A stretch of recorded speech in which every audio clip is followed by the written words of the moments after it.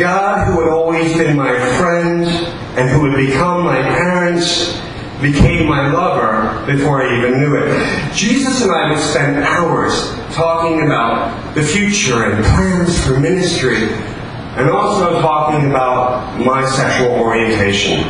I would literally spend hours begging God, please remove this from me, and literally banging myself on the head, bargaining with God. Not a good idea for someone with my neurological conditions.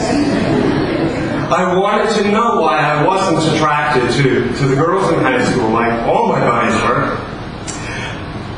God never saw fit to remove the feelings. We fought and fought and fought. God, I am doing everything you're saying that I need to be doing. I am praying, I am fasting, I am reading your word, I am dedicated to missions. God, I'm going to Bible college. God, very gently, just said, trust me. Me, in Pentecostal Salvationist good martyr tradition, decided that homosexuality was my thorn in the flesh, and God had allowed this to happen to me in order to keep me humble. So at 18, I went off to Christian college, and in my first year, I wanted to win the world for Jesus. I thought, very naively, that in a Christian college, we're all there to prepare for ministry and to serve the Lord, and that we always love each other and always encourage each other no matter what. I was wrong. God, interestingly enough, brought a group of 6 misfits together. We'd never talked about our sexual orientation or our lives, but we found each other. We were drawn to each other. On my first night in college as a pastoral ministries major, I met this young woman who was very feisty and very tomboyish and very passionate about her love for God and missions. Her name was Charity.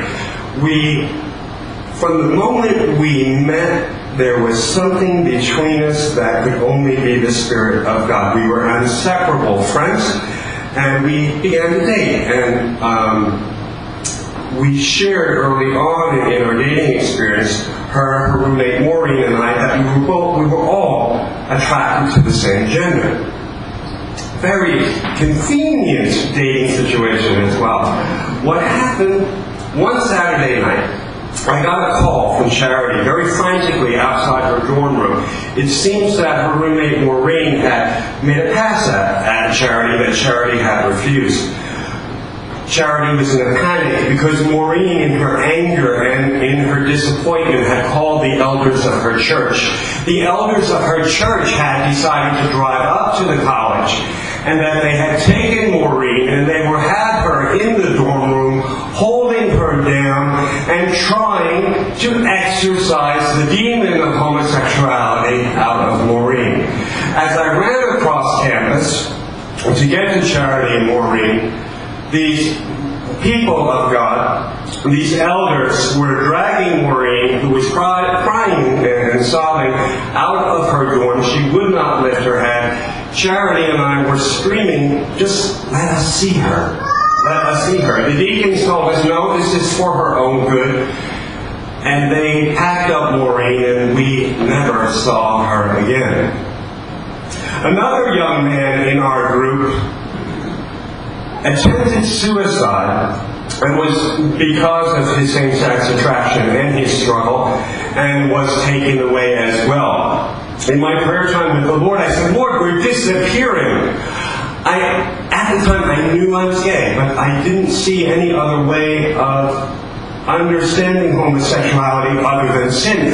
But I said, no, Lord, there has to be something more than letting young men be isolated to the point of preferring death, or taking young women and throwing them into the backs of vans. So, the Lord said, speak.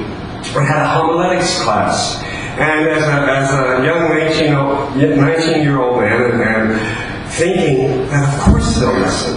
Of course forced to listen. The church doesn't understand, that's all.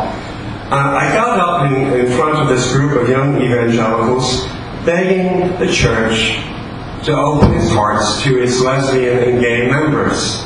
Halfway through that sermon, I broke into tears and I couldn't continue. I had to leave the classroom, and I walked around the soccer field for what seemed to be hours, sobbing and calling out to God, God, you said speak!